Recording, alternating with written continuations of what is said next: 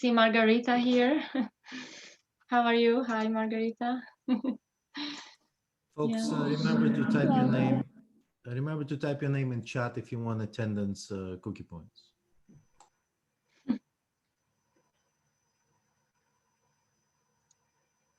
Right. Okay.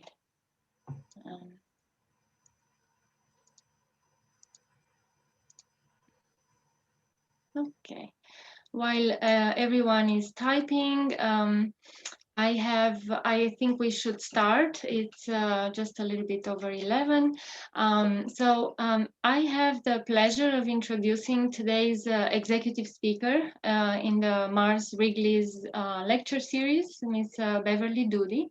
Beverley has worked for more than 35 years in the HR field, in the human resources field, in different areas such as leadership development, performance optimization, compensation and benefits, labor and employee relations. She served as Vice President of Human Resources with Armstrong World Industry, a company that most of you may be familiar with. It's right here in our backyard. Beverley currently owns a coaching company where she helps clients realize their potential in leadership and life. She will teach the new strategic human resource management course in spring, which is a new course that counts for our human resources and talent management concentration. So I highly recommend that you take that course if you can fit it in your schedule. I know many of my management concentration students do. Please join me in welcoming Beverley to the Mars Weekly series. Thank you. Great. Thank you very much, and good morning, everybody, on this glorious day that it's not, unfortunately. So thank you very much for the introduction. I'm going to try, with the help of Dimitri, use some technology today. So if it doesn't go well, please bear with me. We have tested it, it should be good. So what I'd like to do, first of all, is take you through our agenda and just make sure my computer is working. Here we go. So first of all, I'm going to do just a little bit more background. So thanks for the great introduction, Christina.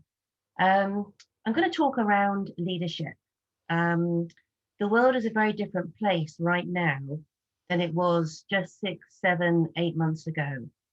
And I have a real passion around leadership and what I feel is a lack of leadership generally in the Western world, not just this country. There's some great videos out there on YouTube. There's some people that I follow. And for those of you who are very interested in HR, I would suggest you follow them too, if you haven't found them yet. But people who are thought leaders in what leadership is, what leadership can bring to an organization, but also much more importantly, what leadership can bring to each individual. And then, we're going to move into how 2020 has maybe challenged some of our paradigms on what we think, how we normally go about our work, how we normally lead, how we turn up, how we show up. And a prime example of that, of course, is as we are looking at a video Zoom presentation right now.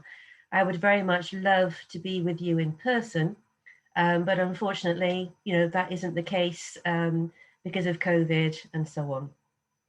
So I want to look at what does leadership look like in 2020 and beyond, and then come to some conclusions, and then leave you with a few references that you will find, I think, very interesting to follow up on. A couple of YouTube videos around leadership and leading thinking on leadership.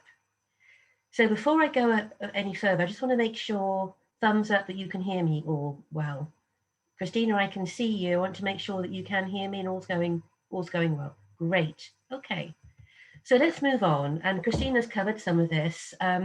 What you'll probably find from my accent is that I'm not from around these parts. I moved over here 6 years ago with my husband as part of the career move with Armstrong. So I'm originally from the UK, UK born and bred, and our children went off to university. When they came home and when they'd finished, my husband and I left home. which is more unusual. Normally the kids leave home, but this time we left home. And it's time for our adventure. And we've just been enjoying living on this side of the pond. So I was with Armstrong a long, long time. When I left at the end of 18, I continued my development journey in the area of coaching, and in particular, leadership coaching, which is something you might be able to tell from my demeanor, I'm very passionate about. So I use a number of tools. I do a number of different sessions with people depending on what they need. And in my private life, I also do some volunteer work for SCORE. SCORE is an amazing, amazing not-for-profit that helps small businesses get started. And what's happened during the COVID era, they have relied on SCORE more and more to try and understand how to get government grants, how to survive, how to pivot. I'm a graduate of Goldsmiths College in the University of London. I actually did French there. And I love to read. I've always got several books by my nightstand. I love to travel in non-COVID times, of course. I love languages. I wouldn't say I'm particularly good at them, but I do enjoy them. And I love dance. I love theatre. And I'm trying to play the piano. So the message there is you never stop learning. There's always something more to do, something more to look at. So I want to start by, fingers crossed, playing this video for you, which talks about the awesome responsibility of leadership. And is by a gentleman called Bob Chapman, who is a leadership expert. He's CEO of an organization that's a global manufacturing organization that has acquired 60 plus companies in the last maybe 5-6 years, turned them all to profit. And he's going to share with you some of his thoughts on leadership. So keep your fingers crossed for me as we move to the video. And I probably have to do a new share here. So let's see how it goes. So new share. Let me just quickly check. Christina, I can see you. Can we hear? Can we see? We cannot see yet. Okay. So we'll click on share, and then those two boxes at the bottom should be checked, and then click OK or something. I can see. Oh, you can see? Let's try it again. Okay, fingers crossed, guys. Oh, yes, I can see it too. Thank you. Okay, good.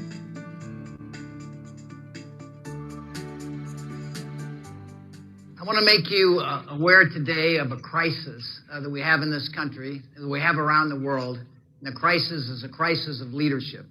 We have over 130 million people in our workforce who go home every day feeling they work for a company that doesn't care about them. That is 7 out of 8 people in the workforce. These are our mothers, our fathers, our brothers, our sisters, our sons and our daughters. Those precious people we brought into this world have a high probability, 88% chance, that are going to work for an organization that doesn't care for them. I was educated and raised in an environment where creating shareholder value, profits, would result in my success. I took management classes. I got a management degree. I got a job in management. So what I try and do, I tried to manage people. I was never taught the awesome responsibility that leadership has over the lives that are influenced by my leadership. I was raised and educated where capitalism was about profits, shareholder value, and my success. So I think from this perspective that we have a crisis in this country, a crisis of leadership. And many of the symptoms we are seeing, broken families, broken marriages, broken lives, are the result of us sending people home each day with a sense that they work for an organization that doesn't care about them. The good news is that we have the power to solve this tomorrow.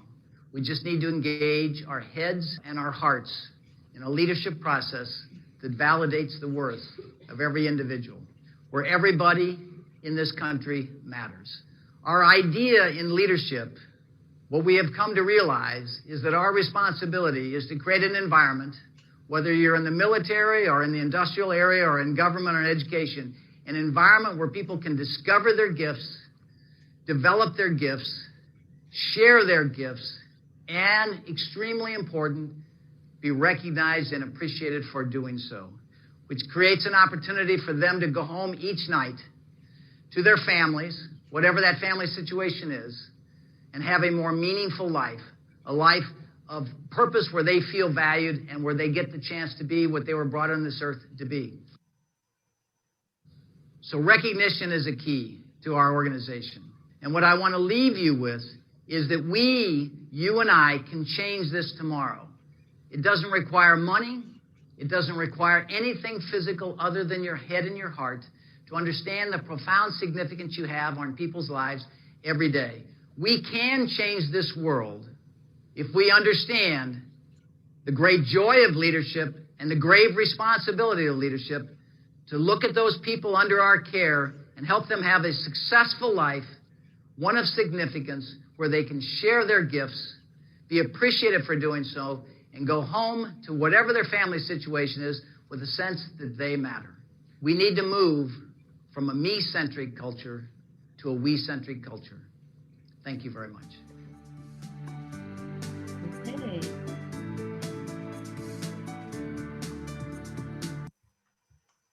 Go back in.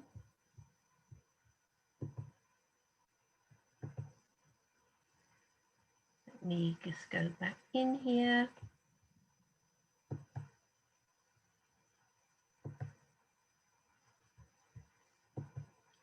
Just going to go back in. Bear with me with the technology. Yes, it works. So hang on just a moment. So can you see my screen again? Yep, you can see it. Okay, let me move through. Okay, and you can hear me again, Christina. I can see you. Yes, Yeah. yes. Okay, I don't know if it's just me, but I don't see your slides I don't anymore. see the slides either. okay. Mhm. We will make this work. Mhm.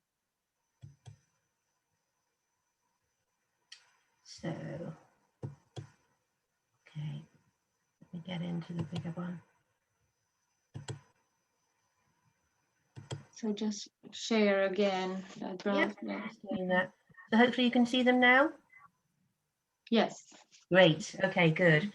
So, interesting video that I thought. We used that a lot at my former company when it came to thinking about how we train people, how we think about leadership, how we actually work together to make people feel good about what they're doing. So a few things that were recapped from that video. It's staggering to me that 3 out of 4 people are disengaged at the workplace.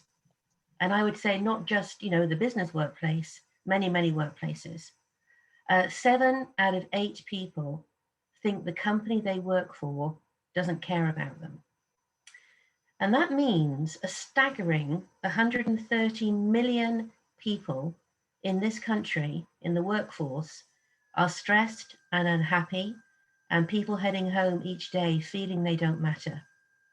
And you'll find in the references at the end of this presentation, you have a longer video here, and they expound a little bit more on this theory and give the example that if you go home and you've had a day where you've done 10 things right and 1 thing wrong, and you were picked up because of the 1 thing you did wrong, you're going to head home, you're not going to feel so good about yourself, you're going to feel frustrated. That person walking in the door is likely to pass their frustration on to other members that live in that household.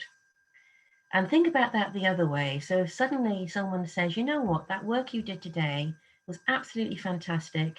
It meant we saved the business, we got an extra customer. Thank you, I'm so proud of you.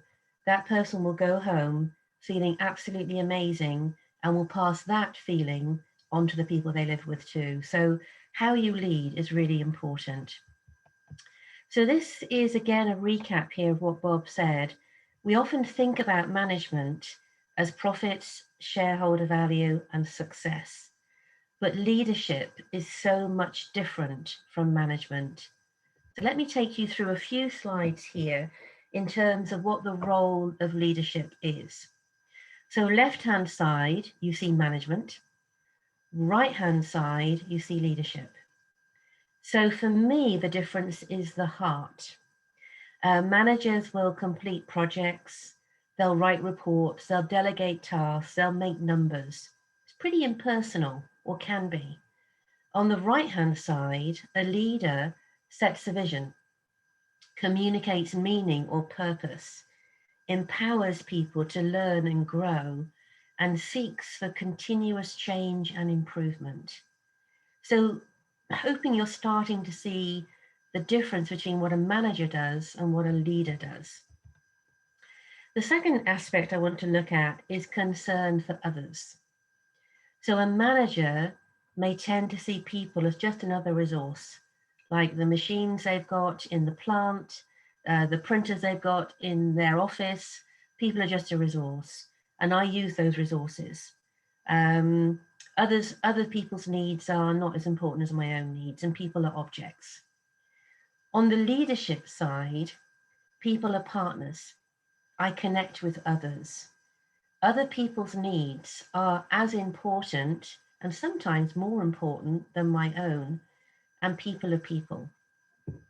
And the final sort of differentiation I want to pull out in terms of leadership is if you look at motivation, managers can often think that people are motivated by external rewards. What do I mean by that? By a bonus, by having a nice car, by having things. And they think that quantity is more important than quality.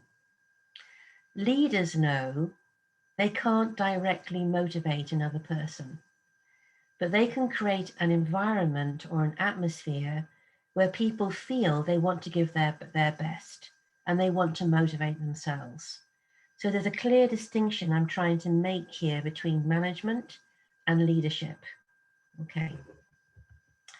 And this was a really powerful message that I took from the Bob Chapman video.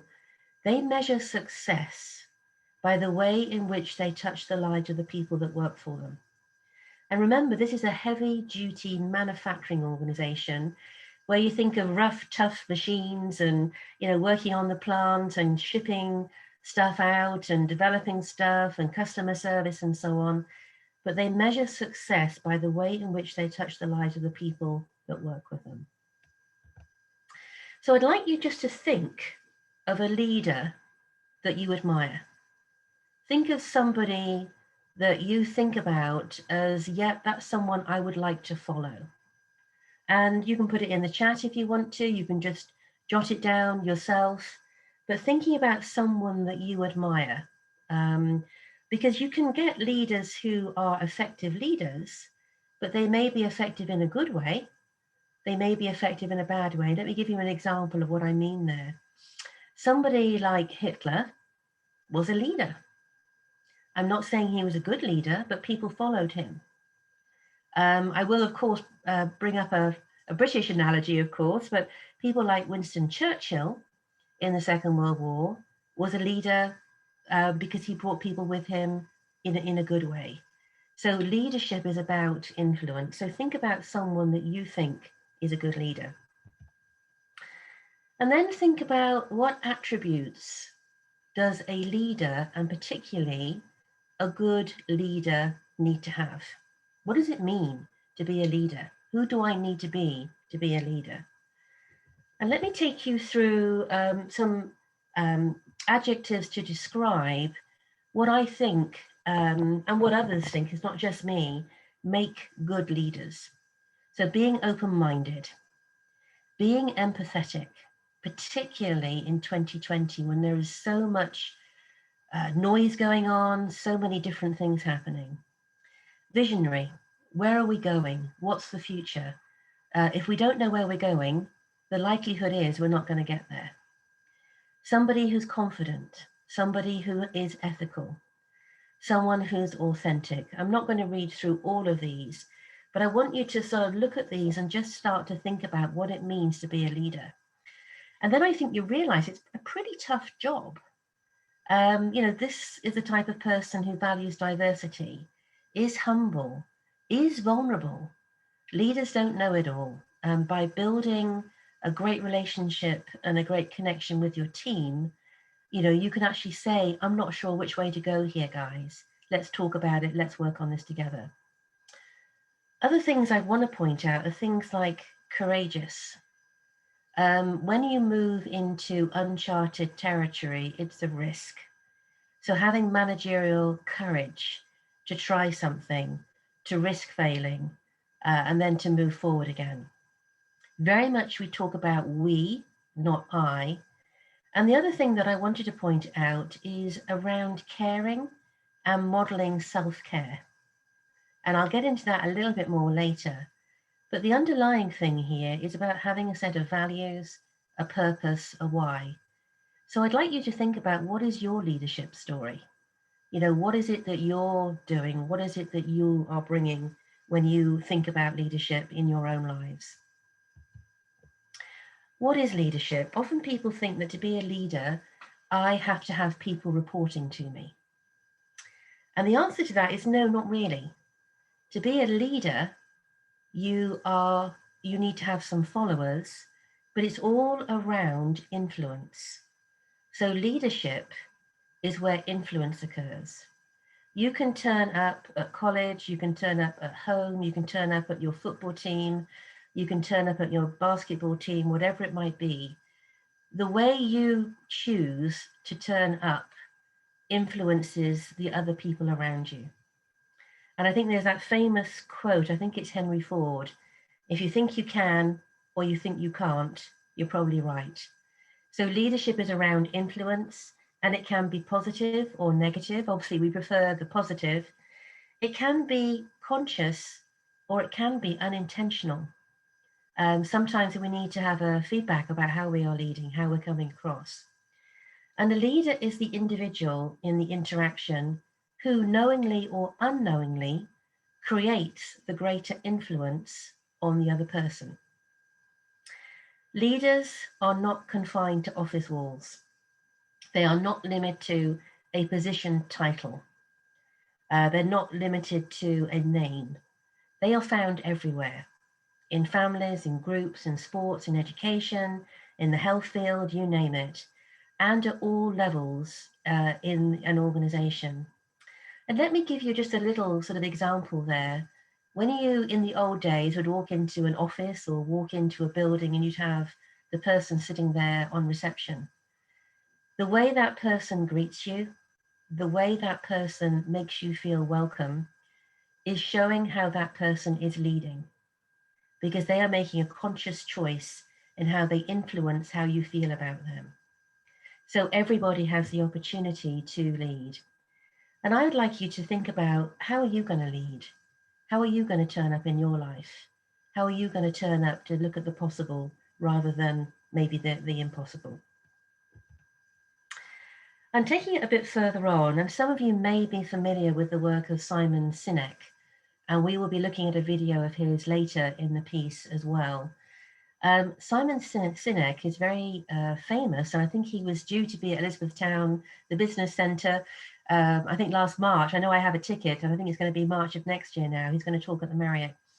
But he talks very much about what is your why, and your why is your purpose. And he has a very interesting book that talks about the fact that your purpose is developed in your teenage years.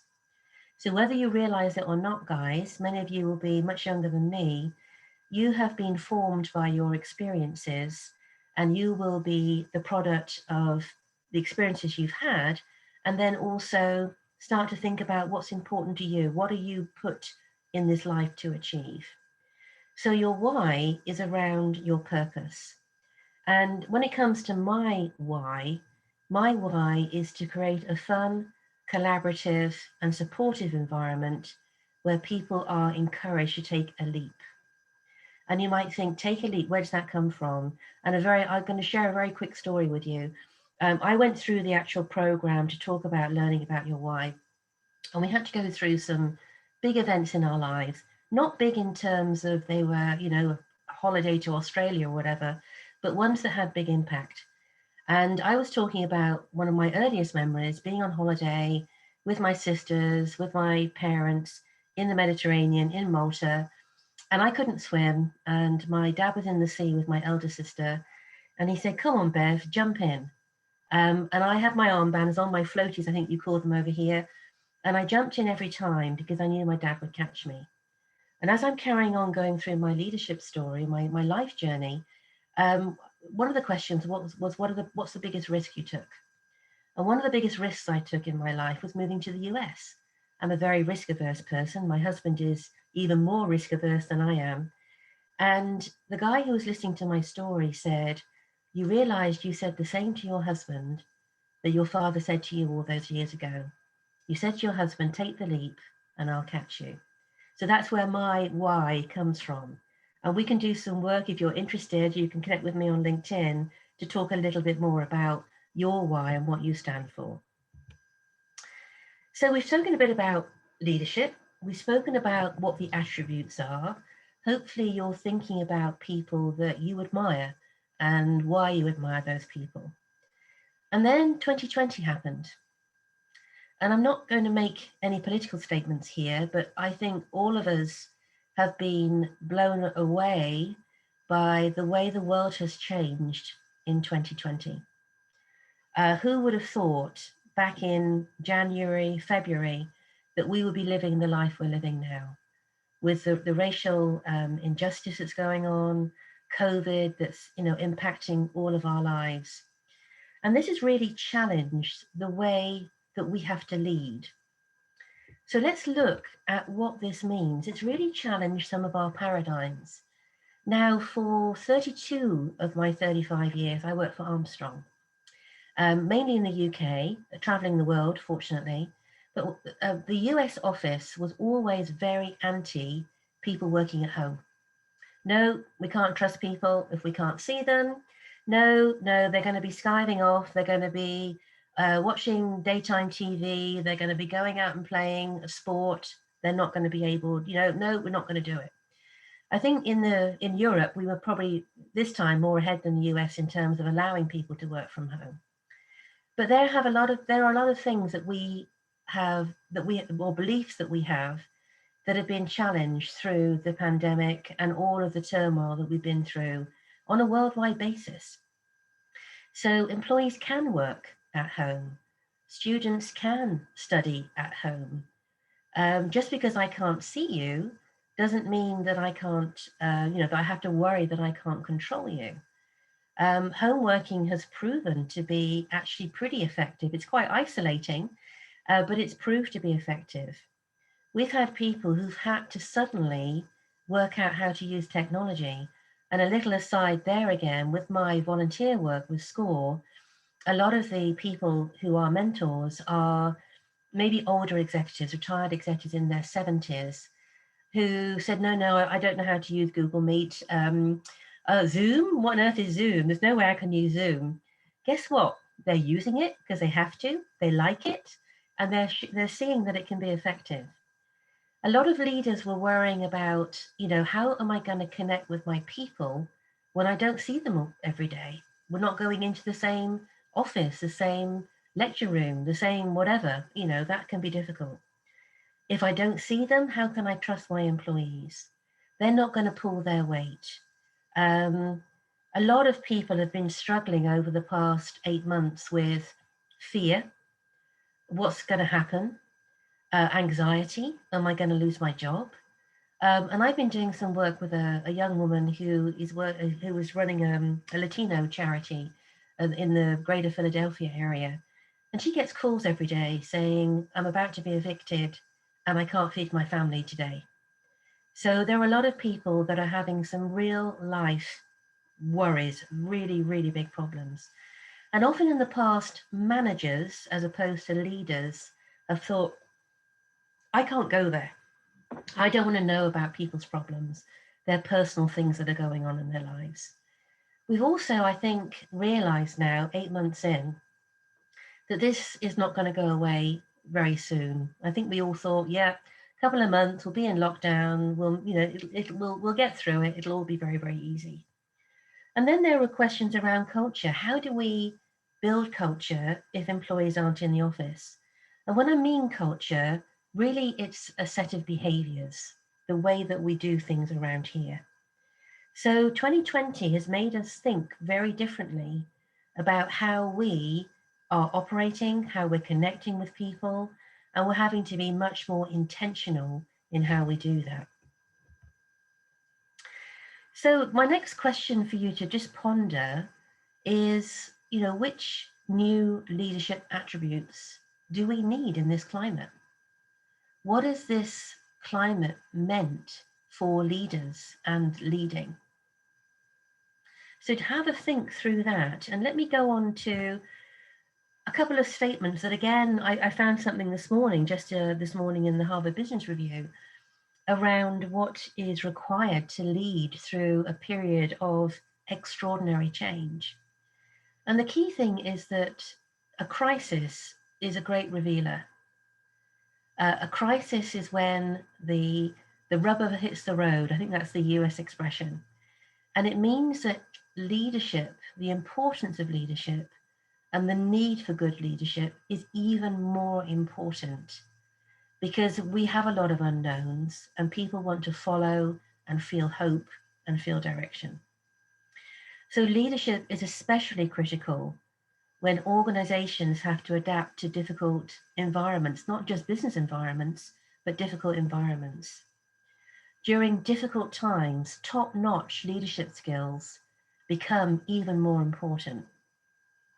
And good leaders see the opportunity, try and cut through a lot of the noise that we're hearing to move people towards a positive outcome. But they don't shy away from the tough subjects, the tough fears that some people have. I spoke to a recruitment agency just recently. I was doing a talk for the Lancaster Chamber of Commerce, and I was saying, are there jobs out there? What's happening? What are you seeing? And she said to me, there are jobs out there, but a lot of people are too afraid to go into an office and work in an office at the moment. And that really shocked me. But it's, then I reflected and I thought, yeah, people are scared. And good leaders during these times remain committed to their people. Okay. So this was a slide I showed you a few slides ago, and I've now highlighted where the current thinking is in terms of what's even more important now for leadership attributes. So again, thinking about empathy. Yeah, how people are working at home with young children, trying to get them to do homeschooling, or even younger children who can't go to their daycare. I take my hat off to them. How extraordinary, how do you do it? The vision, where are we going? And even maybe admitting we're not sure where we're going, but we want you to be part of the journey. And we've got to talk through uncomfortable things like change. Those are all things that are very important. Being authentic, not sweeping things under the carpet. Being candid. If I don't know where we're going, I can tell you I don't know where we're going, but let's work on it together. Let's review the options. How do we pivot? How do we move forward? One thing I learned many, many years ago in leadership roles is, you know what? I don't have all the right answers. So I learned, and I didn't do it right the first time. Who does? But I learned over time that I had great people in my team who knew more about certain things than I did. So I called on them for their experience, their skills, their ideas, and collectively we could move forward in terms of finding the right solution for those times. Trust is absolutely foundational when it comes to leadership and building teams. Just because I can't see you, it doesn't mean that I can't trust you. It doesn't mean I have to check in on you at 8 in the morning and at 1 o'clock in the afternoon and at 4 o'clock to see if you're answering your emails. Connecting with people, just having a chat with people. Hey, just checking in. How are you doing? How are the kids coping? Is that your dog in the background? All those sorts of things are really, really important. Being courageous and admitting, I don't know, where we're going to be going, but let's do it together.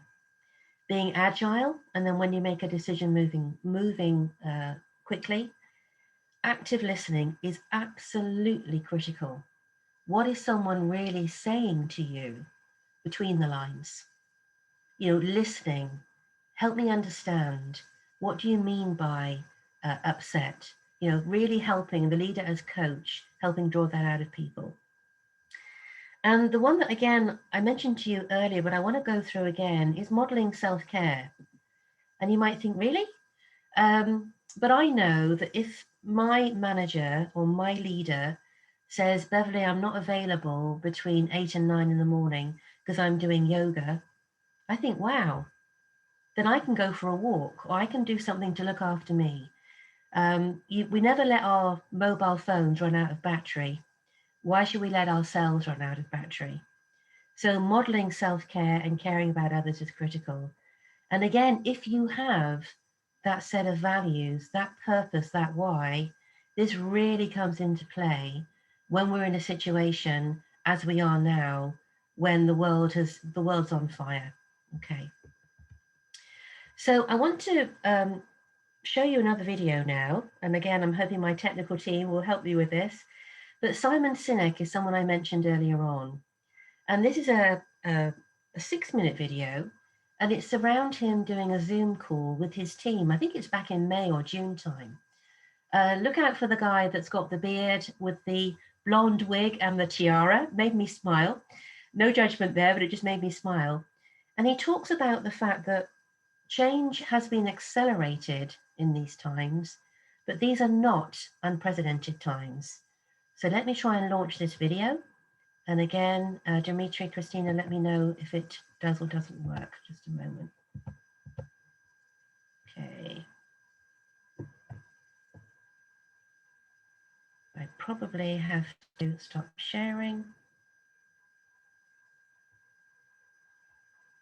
I'm going to hang on. I'm going to stop sharing here. It's not a conflict of interest. There's Just been a moment. no indication of any conflict of interest. Sorry, can you hear me, guys? I'm not gonna respond to that. I'm here. Okay, let me get into the right one. Apologies here. It's worth waiting for, I can tell you. Come here.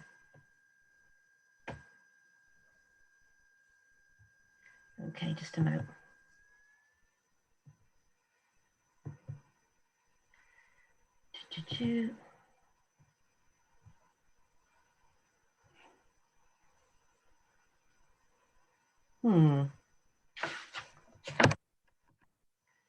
Sorry, guys, just a moment. Just move on down again. I'm going to cut and paste it into my browser. I think that's the easiest way of doing it.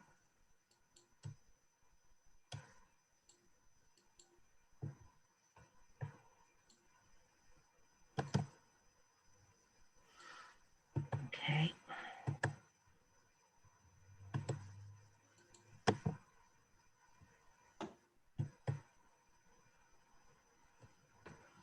I just did Okay, let me just stop that.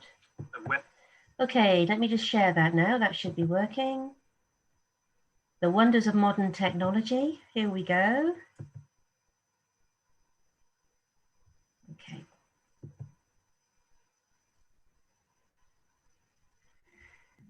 A podcast interview with some folks in Australia, and they were pushing me very hard to try and explain how the infinite mindset helps in times like these. And I had a thought on that call that I... Quick check-in, Dimitri, can you hear me? Yep, all is well. All is well, great. Okay, I'll play the video. wanted to share with everybody, which is these are not unprecedented times. There are many cases, lists of cases, where change or something unexpected has put many companies out of business and made other companies come out stronger and reinvent themselves. The invention of the internet put many, many companies out of business. The ones who could not reinvent their companies for the internet age, but rather double down on the old way they did business. Every video store is out of business because of streaming, and they couldn't reinvent themselves.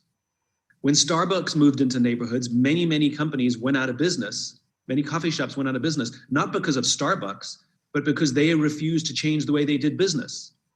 They still had an old ripped up couch when you had a better product. Uber is putting taxi companies out of business, not because of Uber, it's because the taxis refuse to change. This is not unprecedented. The fact that something new and this more sudden, absolutely. More shocking, absolutely. Without a doubt. But this is not unprecedented in the business world. And so for us to say, not how do we do what we're doing, but rather, how will we do what we're doing in a different world? And the world is different. And the thing that I said on this interview was, it's the companies that have been investing in will and having an infinite mindset for a long time that will come out of this stronger, because they're prepared. Many of them were saving money as opposed to giving out huge fat bonuses to everybody and spending all the money. And the will of the people is high to figure out a way through it. The ones that are struggling the most are the ones that spent all their money, saved nothing, appeased Wall Street, and the will of the people is low, that people are in survival mode rather than reinvention mode. It's the companies that with an infinite mindset that are in reinvention mode. It's the companies with a finite mindset that are in survival mode, regardless of how much money they have. It's the mindset. How are we going to get through this versus how are we going to change to get through this?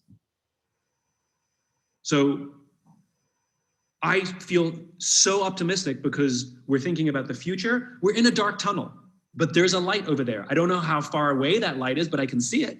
But we're in darkness now, but when we come out of there, we will have a better train. A different train.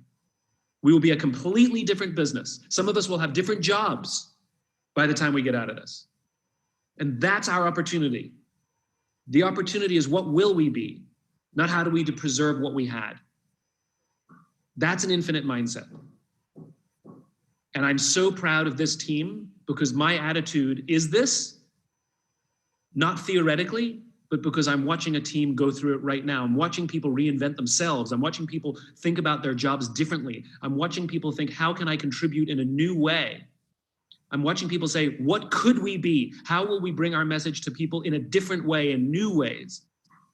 That will last forever, by the way, not just for now. So proud of you guys, love you guys. Because we are a living example of the stuff that I'm talking about out loud. I get to say, we are doing this. We're not allowing Uber to put us out of business. We're not allowing Starbucks to put us out of business. We're not allowing the internet to put us out of business. We'll reinvent ourselves. This is not unprecedented. This has happened many, many, many times in business. This one's just a little more sudden. By different jobs, you don't mean different jobs out of this company, but reinvent yourself within this company. That is the opportunity. So I know a company, it's a fine dining restaurant in New York City. He's figured out a way to become a delivery company. All of his people have kept their jobs because they have different jobs now.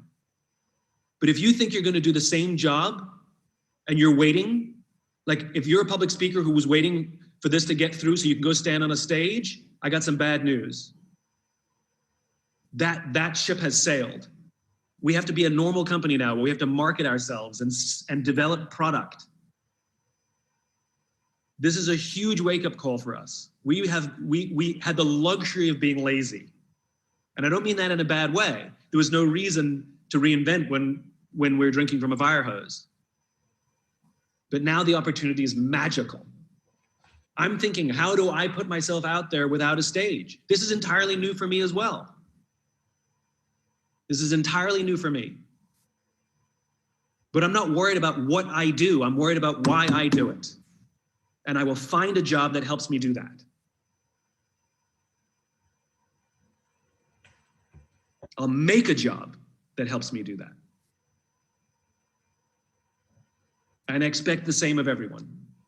And here's the best thing, you don't have to do it alone. We've got each other's backs, we'll help each other. Some of it'll be easy, some of it'll be unbelievably difficult. This is a very, very magical team. We're streamlined.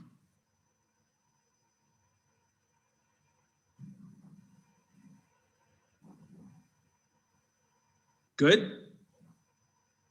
All right, I gotta go to the doctor. Thank you, Simon. All right, I love you guys. Wash your hands. Okay. Let me go back.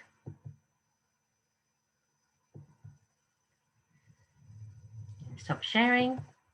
Go back in again.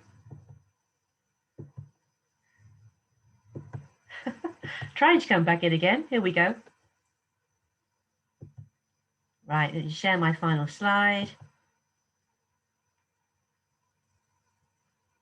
There we go.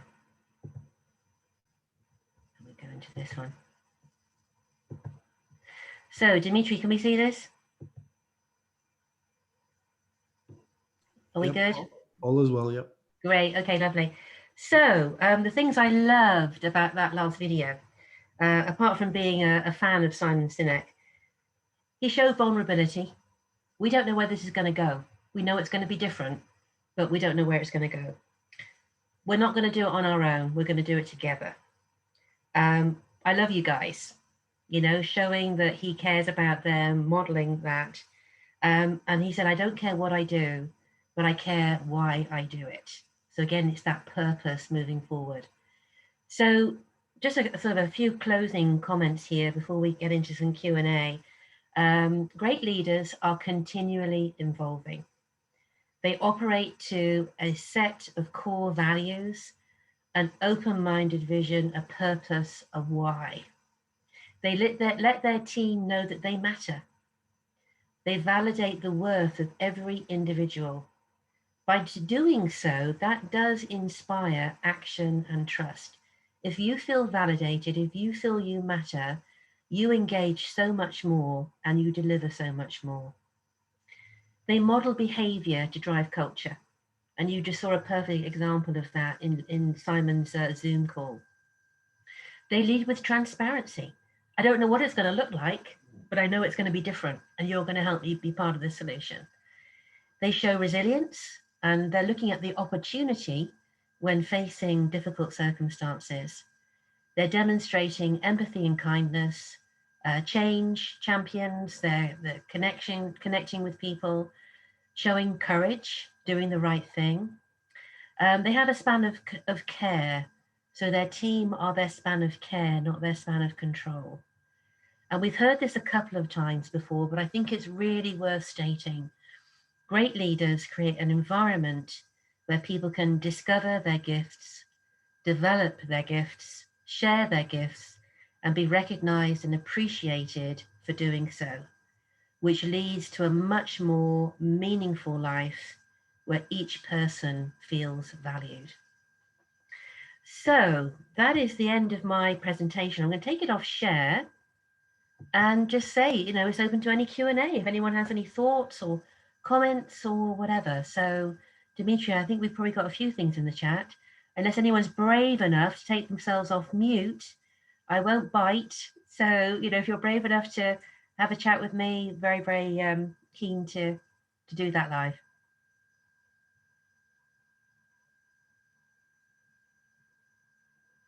Thank you, Belgrave J.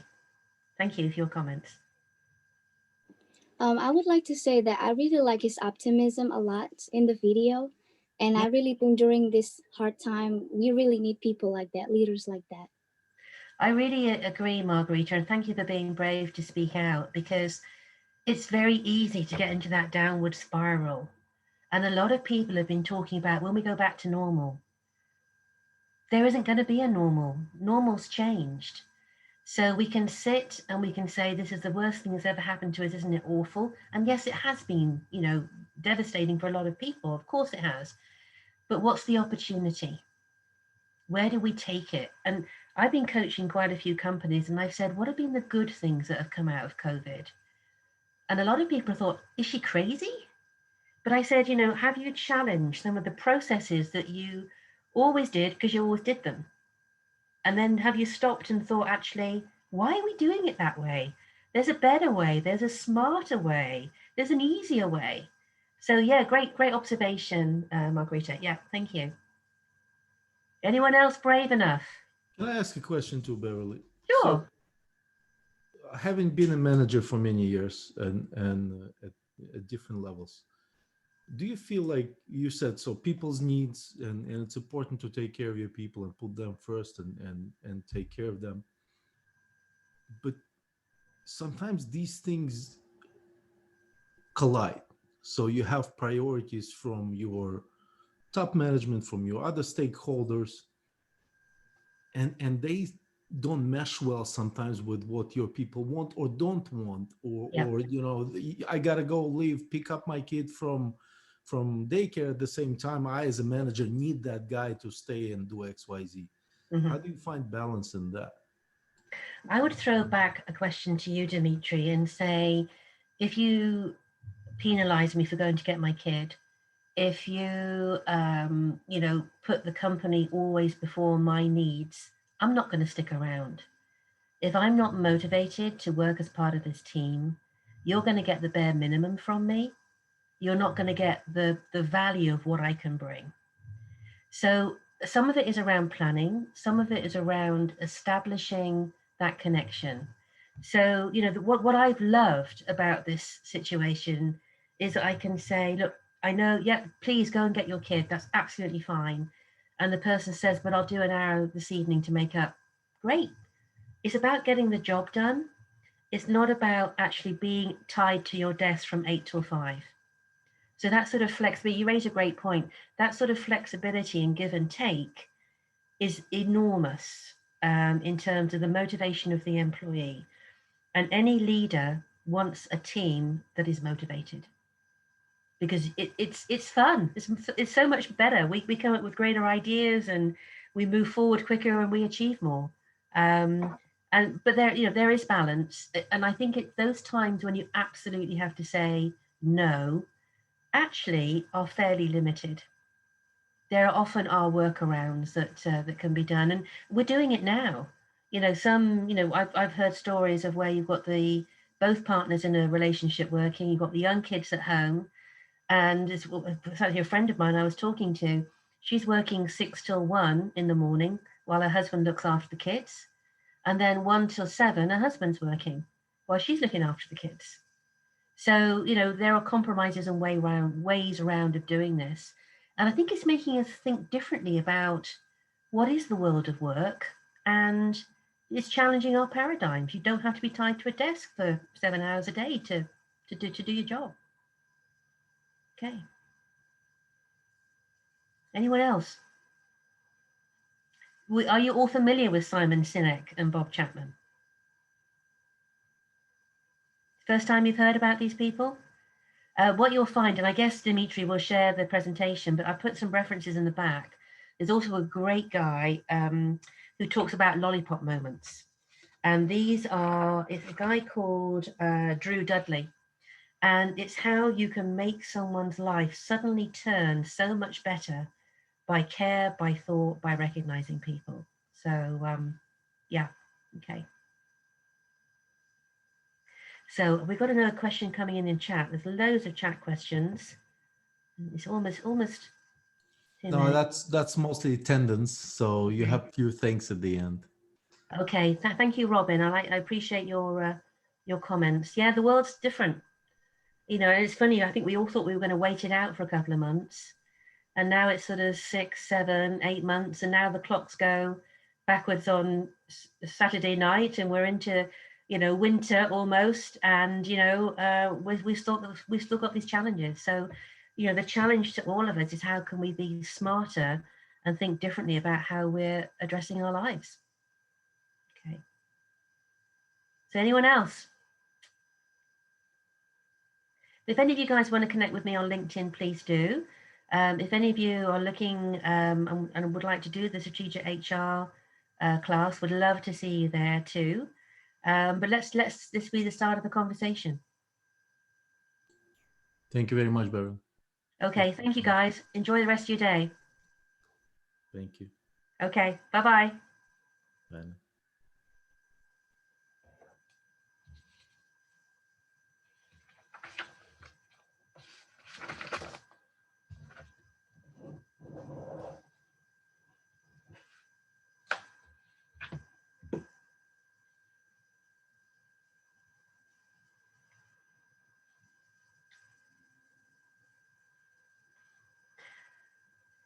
Nearly all gone.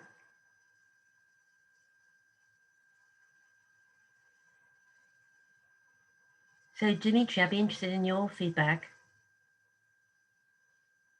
I can't hear you.